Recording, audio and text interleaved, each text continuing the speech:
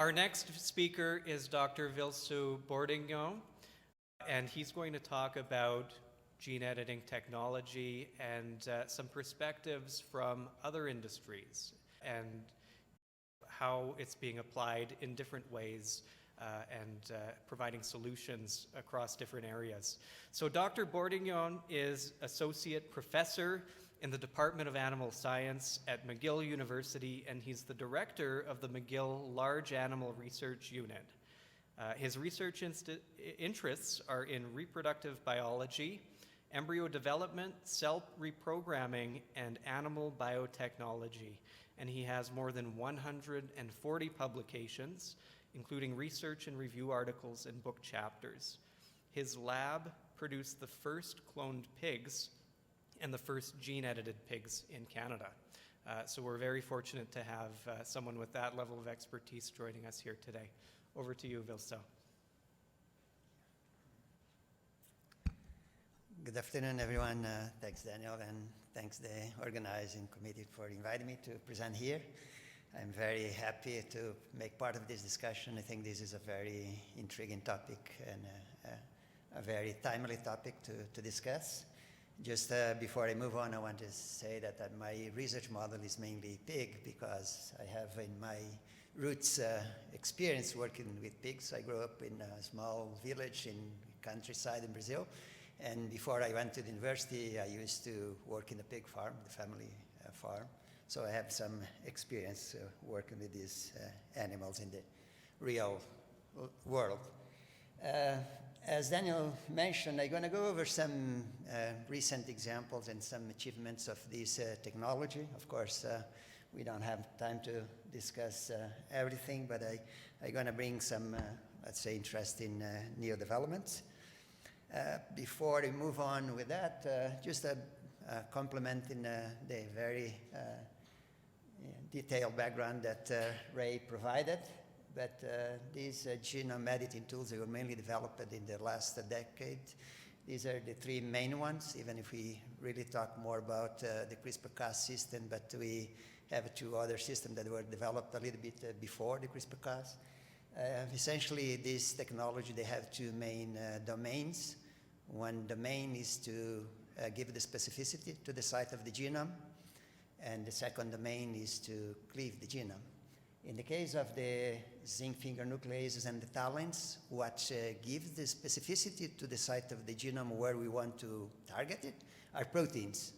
So they are much more difficult to design and more expensive and more complicated. In the case of the CRISPR-Cas system, is a small DNA sequence, is a small DNA fragment, and this makes things much cheaper, simple, and more effective to develop and to apply. So in terms of expansion, I'm not saying the other two technologies are not good. They are good. They've been contributing to many new discoveries. But the CRISPR-Cas system took over very quickly because it's much simple to apply and it's spread out much faster than the other technologies. I also want to reemphasize that this perception of gene editing tools being scissors is completely wrong. We can do much more than cutting DNA. It's really more a Swiss knife or a toolbox because we can use them to make many different things in the genome. One of the things we can do if we have an intact scissor is to cut. But we can break the scissor and have scissor with only one blade or having scissor without any blade. So we can use the system to bring factors to the specific sites of the genome and then having other proteins attached to the system and having the other proteins, the other enzymes playing their role. So today we can, without cutting, specifically change a nucleotide, can combine the system with the aminases to just switch a nucleotide to another nucleotide. We can combine with reverse transcriptases to bring a template model to modify a specific sequence. We can combine them with enzymes that modify the methylation or acetylation in proteins, the DNA. And so it's a very flexible system to create a number of changes without changing the DNA itself. We can regulate gene expression by many or function by many other ways without really interfering with the DNA sequencing. It's also been developed to mark DNA.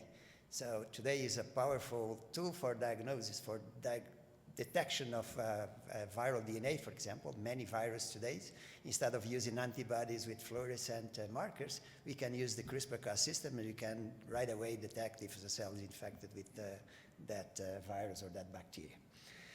That said, this, with the number of new applications it has, the investigators that first adapted this system to be applied in eukaryotic cells, they end up winning the Nobel Prize in only 7 years after they discovered the system. And for a technology to receive the Nobel Prize is because it has many important implications and many benefits, otherwise you will not give the Nobel Prize. Normally, a new discovery takes decades to receive the Nobel Prize. In this case, it was only 7 years to the Nobel Prize. Now, with all the applications and all the opportunities, this summarizes, and I look this morning, the number of papers. If you put CRISPR in the PubMed, you're going to find out almost 36,000 papers. So if you want to read everything about CRISPR-Cas, you need to read a lot. Just in 2022, we have close to 8,000 papers, meaning that you have to read more than 22 scientific papers per day, 365 days per year, if you want to keep well informed about the CRISPR-Cas system. As I said, this is because the CRISPR-Cas is relatively simple compared to the other technologies, so it's used in many fronts, in many labs, in many parts of the world. For biomedical applications, these move very quickly from fundamental discoveries to clinical trials, and many different topics there where clinical trials are being tested, from preventing viral diseases to treat brain cancers, to treat blood diseases, and there is very, very interesting new discoveries about that. I'm going to just go very quickly over a couple of examples. But one of the main limitations of the technology today for clinical in vivo applications is how we deliver the tools into the right cells at the right time and make sure that only those cells are targets. So taking this technology to do an in vivo therapy, we must control where we're going to integrate the system and which cells we're going to target. So this in vivo deliver, unless we target some privileged tissues like the eyes, where there is less possibility that the injected factors are going to escape and go to other cells, there is this very important limitation there. But there are some tissues where we can do ex vivo treatments or modifications, meaning that we can collect the cells, manipulate the cells, and then we can transplant the cells back and fix the problem. And this has been quite successful for bone marrow-related problems, mainly blood-related problems, because all blood cells come from the bone marrow cells, as you know. In this case, you could collect the stem cells, manipulate the stem cells, and then you can reimplant the cells back, and then you can have both lineage, the myeloid and lymphoid, meaning the red blood cells and the lymphocytes being produced from those cells, and they will have the genetic issues corrected and the problem treated. So this is the first example of a very successful application, medical application, using that approach. So this lady called Victoria Gray, probably you saw that in the news a couple of years ago. She was the first patient that was cured with this technology. She had a genetic condition affecting the hemoglobin gene, which resulted in abnormal cell morphology, abnormal red blood cells. Red blood cells, they just lead for a few days, weeks, compared to months in normal red blood cells. So this person needs a blood transfusion very often. They collect the cells, they correct the gene, the globin gene was fixed, and then they reimplant the cells, and no more blood transfusion was needed. This study was published a couple of years after. Along with that disease, they fix another disease, another problem, another genetic condition also affecting the hemoglobin gene. Today, I was reading recent news, there are dozens of patients now treated with this technology. So it's a very promising approach, at least for blood-related disease. Another example you might have seen in the news recently It was about cancer treatments. This was out in the news at the end of last year. So they succeed to modify lymphocytes. You know, cytotoxic lymphocytes are the main fighters against cancers to protect us. So what they have managed to do is to produce specific receptors on those cells and then transfer those cells back to the patients and then target the unique type of tumors these people have. And by doing that, they manage to suppress tumor growth in many patients. So it's another hot area of clinical applications for the CRISPR-Cas. Now, turning to animal production and livestock, I will just give you two examples of gene editing animals you probably have heard about. In this case, the first example, creation of the horned cattle. This was done with the talents, not with the CRISPR system. What they have done essentially here, as you know, dehorning is a natural condition occurring in many different bovine breeds. They just detected the genetic modification that the horned cows had, and they integrate that into a breed that they had horns, and the offsprings, the calves produced it, they were both dehorned. They breed those animals and they segregate the horned phenotype. The next example in bovine is about this prolactin receptor, or a condition known as slick hair coat or slick cattle. This is a condition that also occurs naturally in different bovine breeds and is associated with thermoregulatory conditions. These animals having this condition, they are much more capable to dissipate heat, so they are more resistant to heat stress, if you like. And what they have done, they have just took the same genetic modifications they known to occur in the natural animals presenting these conditions.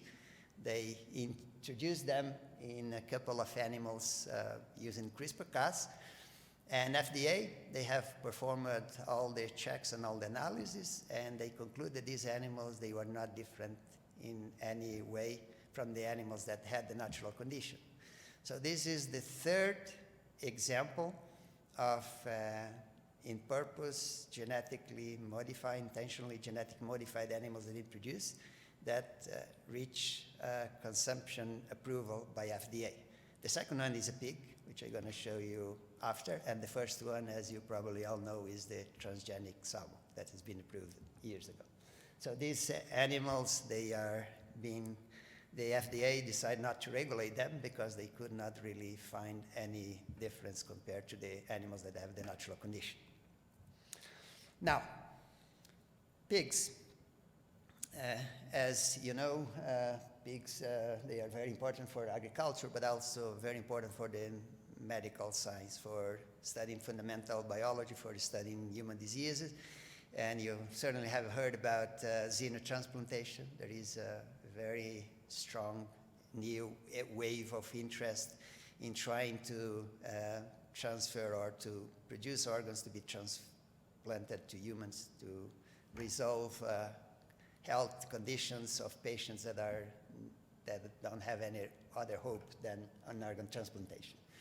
So the main purpose and the main motivation for gene editing are, I would say, today still in the medical side, but also for the agriculture side, and I'm going to show you a couple of examples in both. Again, if you just put genome editing in pigs, you see that there is a lot of publications there. Last year, for example, we had more than 100, so every about 3.5 days or a little less than that, we have a new paper published about the gene editing in pigs. And most of these papers are in the modulation of genes that are important for biomedical sciences. A number of reasons why the pig is a good model in biomedical science, similarities in physiology, but also a number of pathology aspects. But if you take tissues like the heart, kidneys, and also pancreas, the function of beta cells, they are pretty much the same, very similar to humans. So this is why the pig is an important model for a number of conditions. With regards to xenotransplantation, again, if you read all the papers there talking about xenotransplantations, we have thousands of them, and all of them, they're going to put the pig as the main potential donors of organs or tissues for humans. And there is a number of reasons why the pig is the, let's say, best or the option for xenotransplantation, even compared to non-human primates. But there is one major disadvantage of pigs, which is the immune system. So making compatibility between pigs and humans to transplant cells and tissues is not a simple task. Of course, I don't want to go over many details, but the immune system, the immunocompatibility has many layers of going from a very immediate rejection, because primates we have preformed antibodies against cells of other species, to mechanisms that we have preformed, molecules and cells, non-specific cell defenses, to specific immunity, which are built against the cells once the first contact is established. And you see the number of genes and factors that are involved in all those steps. So theoretically, to make a pig cell, a pig organ compatible to a human, we have a long list of factors to be modulated at. But over the last many years, the list has been increased, and today more than 50 genes have been manipulated to try to make the pig more compatible with humans. And these examples include genes involved in the hyperacute, in the acute, and the delay immune response. You probably heard about this first clinical trial that were both tested about a year ago. First, when the pig kidney was transferred to a brain-diseased patient, and they kept the kidney for 3 days, and they confirmed the pig kidney could properly filtrate blood and produce a normal amount of urine. Early 2022, there was the first heart transferred to a human being, and that person was also a terminal patient, but it could survive for 60 days with the blood being pumped by a pig heart. In both cases, the tissues, they were derived from pigs that had 10 genetic modifications, so 10 gene edits in the same animal, again, with different factors participating on the 3 different layers of the immunocompatibility approach to make pigs more compatible to humans. So, I don't know if you have heard about this, but one of the pigs that were originally produced to increase immunocompatibility with humans end up being approved for consumption, because this factor that has been modified, this enzyme this gene encodes an enzyme that puts sugars in the proteins, and those sugars are the main factors responsible for the hyperacute rejection. So this gene was first manipulated by the traditional homologous recombination. Before we talk about the gene editing tools, the cells are modified, and then the animals are produced by cloning, and they were tested in immunocompatibility approach, and they confirmed that pigs having that modification, they would escape the hyperacute rejection. More recently, it has been identified that people having allergies to red meat, they also use the same mechanism, or the allergy is mediated through the same mechanism. So these pigs with this genetic modification, now they do not induce meat allergies to consumers that are allergic to red meat.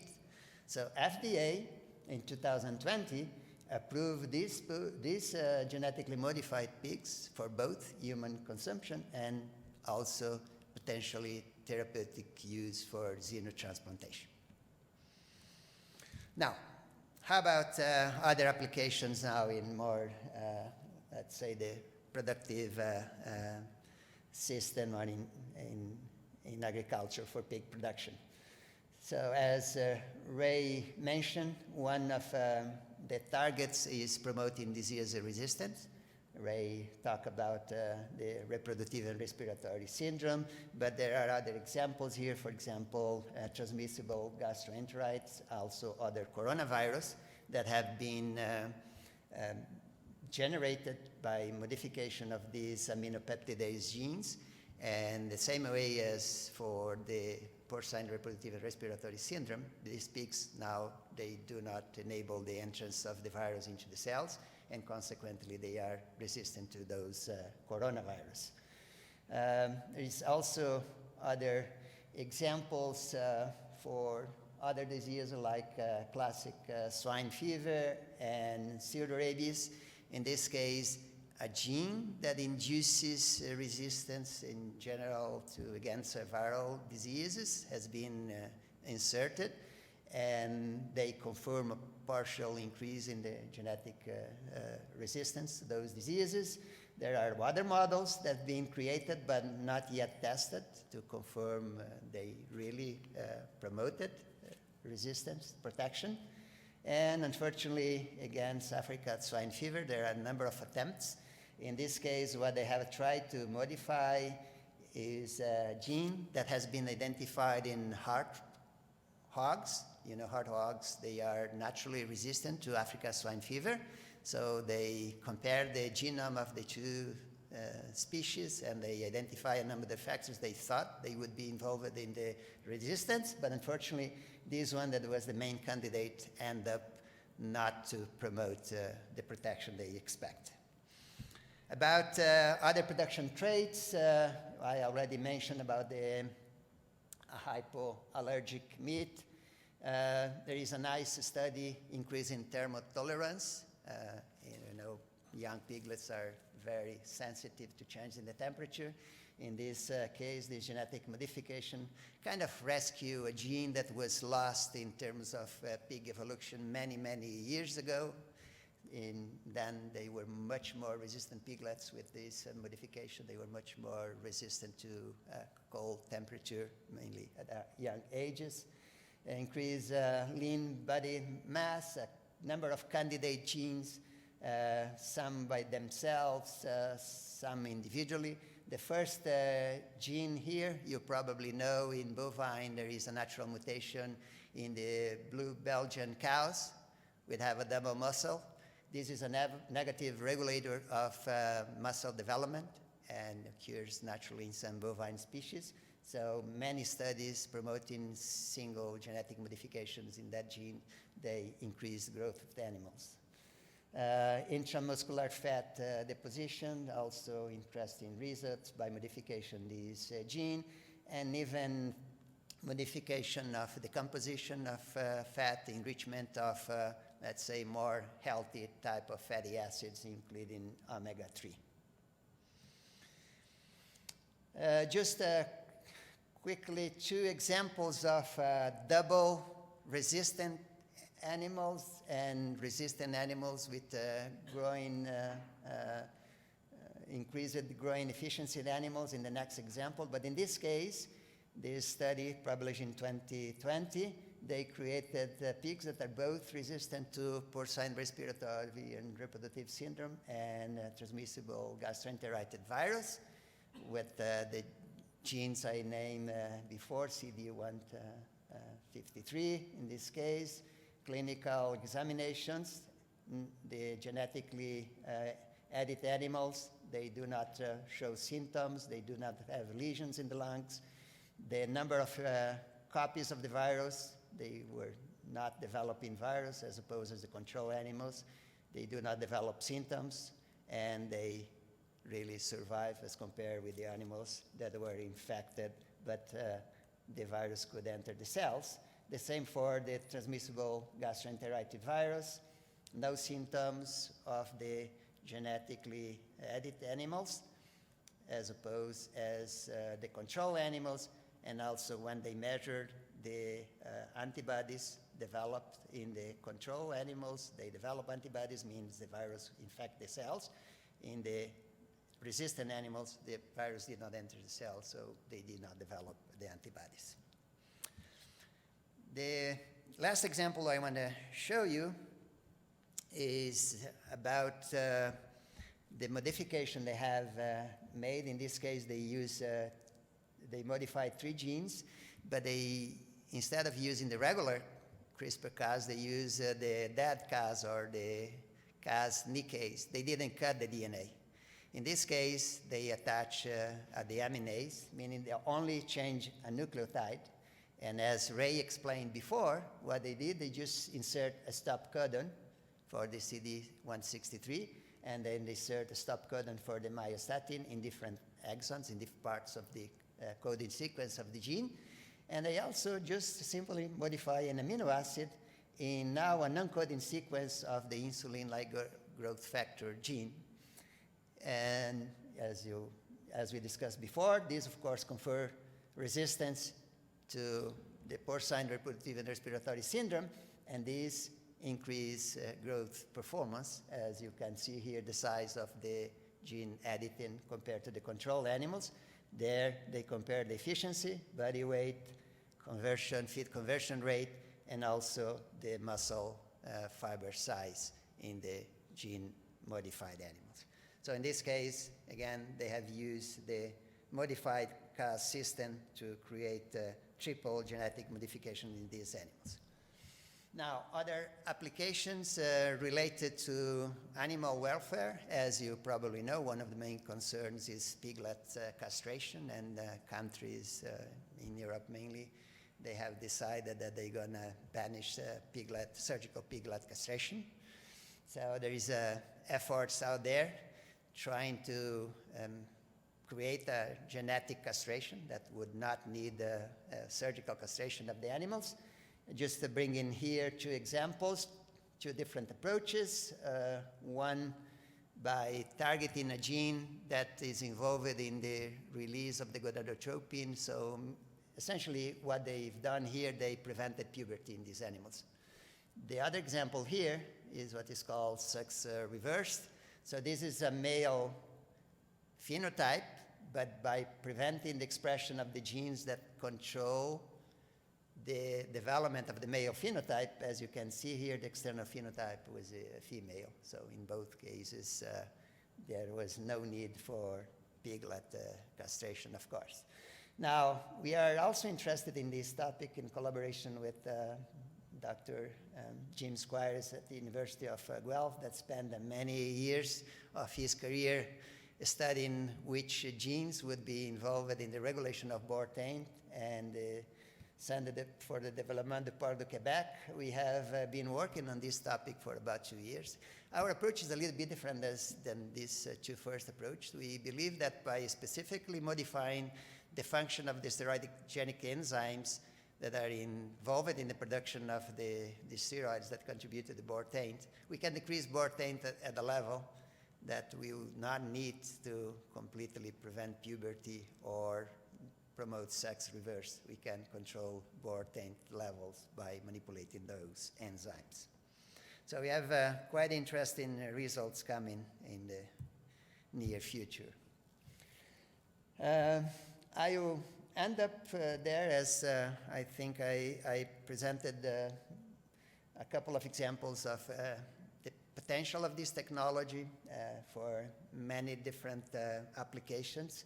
This is how the genetic modification in swine has evolved, coming from not possible before the 80s, and then we had the transgenic technologies, and then we have the traditional methods for homologous recombination associated with animal cloning.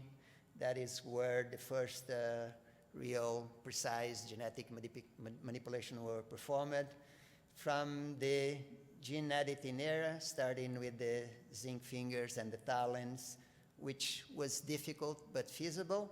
And after 2014, it's when the CRISPR-Cas was really tested and adapted for pigs. And I can say that today we have a quite effective platform to induce a specific genetic modification in swine.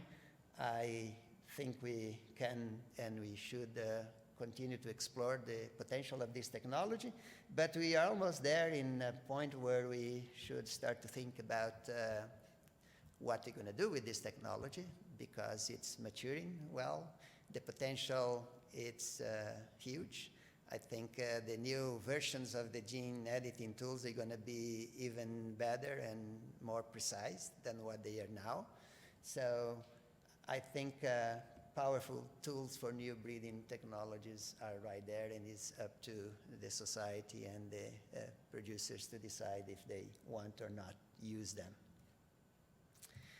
Finally, I want to thank collaborators and the people that participate in the work in the lab, especially for the gene editing studies we do in the lab. I want to highlight the work of Karina Gutierrez.